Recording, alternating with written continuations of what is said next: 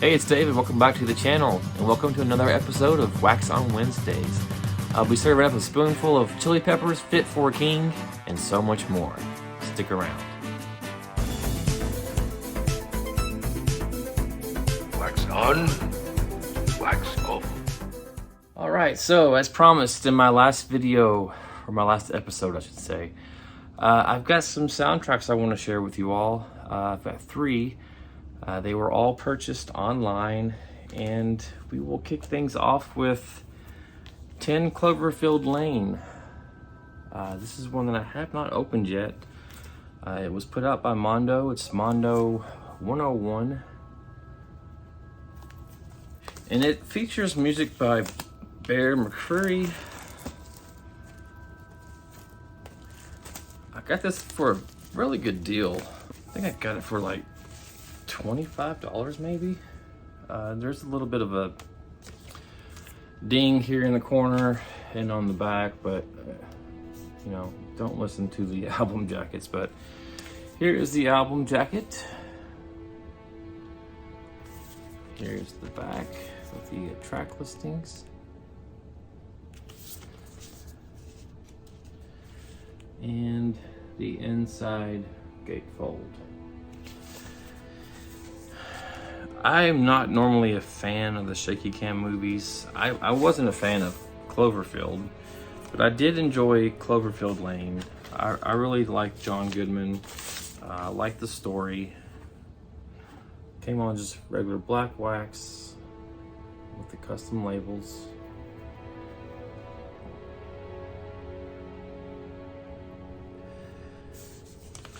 Haven't listened to this yet, other than streaming it online before I purchased it.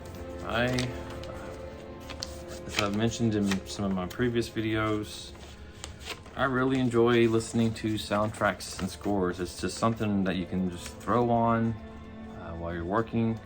I have the option of working remotely twice a week, so I enjoy just throwing on a soundtrack or a score and just kind of having it on as background music. So second one is one that I bought off an eBay seller, Rhcp apparently, and it is the soundtrack to Ghostbusters 2. This was the one that I was missing in my Ghostbusters collection. I have the Mondo Ghostbusters score. I have the Ghostbusters 1 soundtrack. I have the Ghostbusters 2 score, now the Ghostbusters 2 soundtrack, and I have the soundtrack from the Ghostbusters movie with the SNL cast, the female cast I should say. Came in a plastic liner. I will replace that with one of my rice paper liners. It is a little dirty, so it will need a good cleaning, but here is the vinyl itself, put out by MCA Records. Yeah, this is really dirty. So, I mean, everything else though looks like it's in good shape. There's a little bit of a ring wear on the album cover here. Nothing crazy. I got this for a very good price. So, that is Ghostbusters 2. And the third soundtrack that I received this week is one that was put out by Terror Vision. It was a limited edition, and it is Demon Wind. This has some glow-in-the-dark features. The text, Demon Wind, the horns, the teeth, the eyes, the fingers, and these shards of glass all kind of have a velvety feel to them, and they do glow in the dark. Here is the gatefold, and the vinyl that I received, or that I ordered, was the public variant. There was another variant where you could get a clear vinyl with like some glow in the dark splatter. I opted to go with the split because I've got a lot of just translucent clear albums and don't have a lot of these split variants, so I wanted to go with this one. There is some splatter that will glow in the dark. I tried it out. I don't have an UV light, so it didn't glow all that well for me, but there is the B-side. So I watched this recently.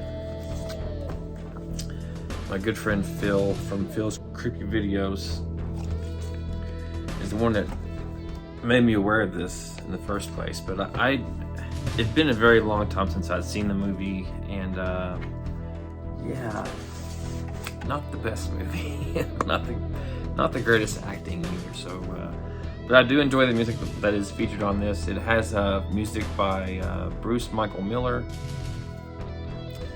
This was limited to, I think, 450 copies. I don't see anywhere on this where it indicates which copy I got. But at last check, this was still available on TerraVision's website. So if you want to pick up a copy of Demon Wind, I think it was 30 bucks maybe. So Demon Wind. On to the non-soundtracks. I've got 4 albums. The first one I received is one that I ordered off Amazon, and it is King Hannah. This was her debut EP. It's got three songs on side A and 3 songs on side B. I'll play a little sample of some of the tracks from this. This is the duo out of Liverpool, England. Hannah here is the vocalist. She writes very melancholy lyrics. The guy that recommended King Hannah to me said that they kind of had a Portishead sound without all the DJ scratching. I enjoyed her first full-length album.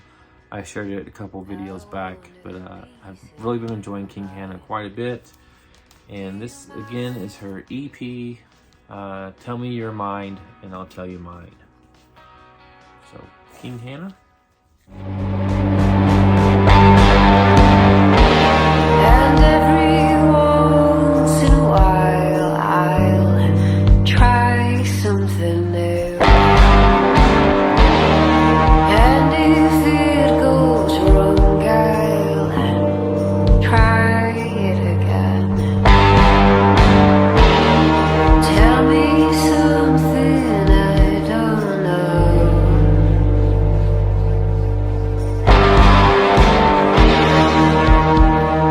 I can't keep a secret.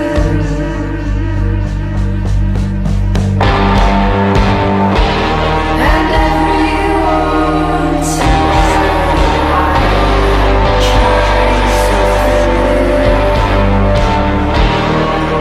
And if it goes wrong, I'll try it. Tell me something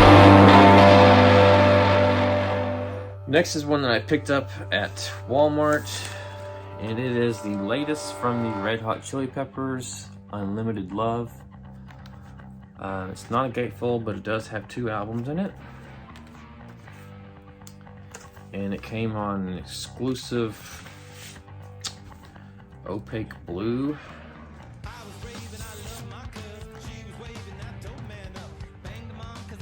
Really been enjoying this album. It sounds like they were just having fun.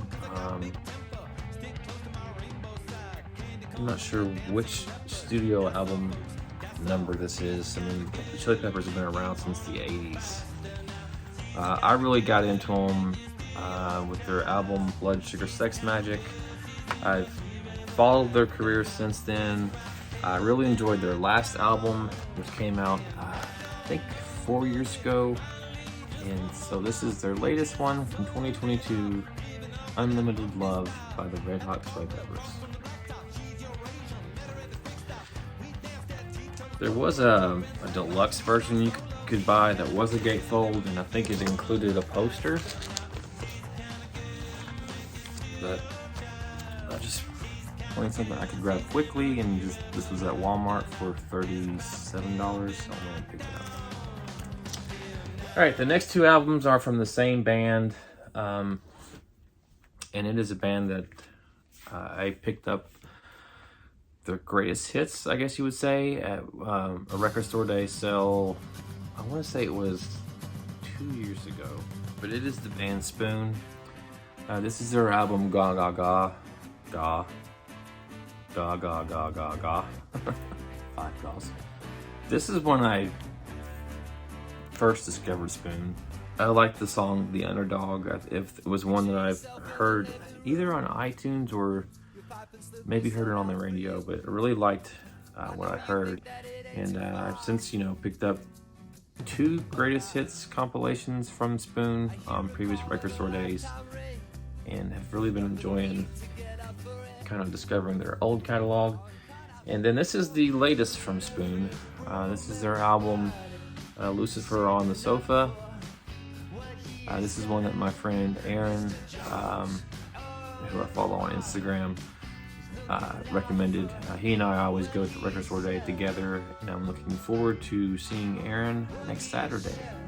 So with regards to record store day, I've looked at the list.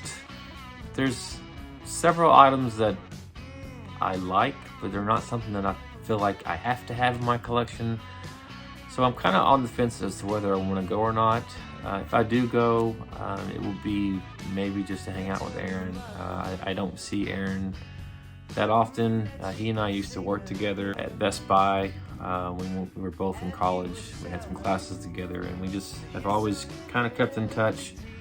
He's one of my good friends that is also heavy into British rock.